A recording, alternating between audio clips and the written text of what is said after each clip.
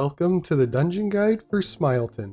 There isn't anything special about the trash, so we're gonna move right on to the bosses. Our first boss is Face. He will start the fight by casting lines of fire. This ability will cause the boss to tether to statues outside the arena and spawn multiple line AoEs that need to be avoided.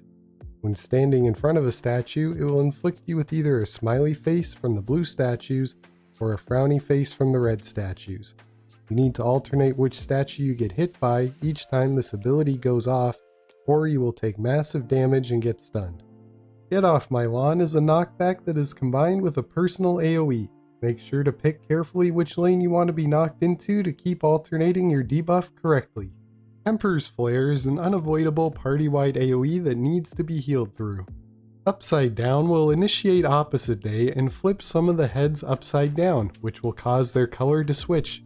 For these heads only, red will now give blue debuffs and vice versa. Finally, Hearts on Fire 4 is our friendly neighborhood tank buster. Make sure to use a defensive cooldown. The second boss is Frame Worker. She starts the fight off with Circular Saw, which is an unavoidable party-wide AoE. Leap Forward will cause the boss to leap in the direction she's facing. Sprint Workers will cause the two ads to use the Leap Forward mechanic. There will also be black arrows in front of them to show which way they are jumping. Move out of the way to avoid damage.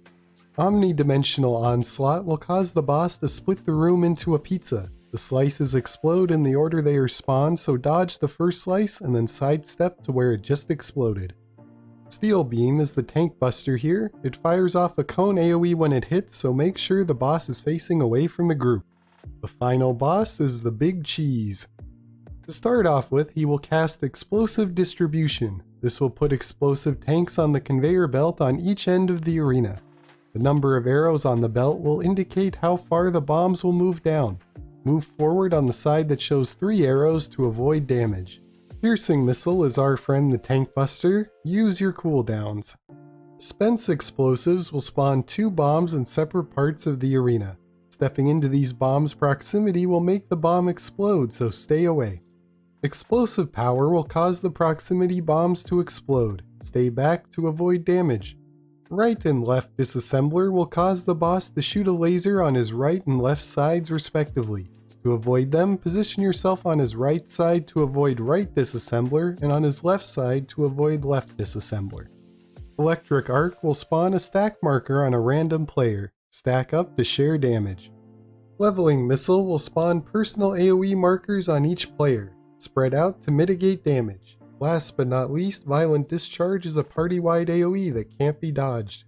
From here on out, keep doing the things till the boss falls over.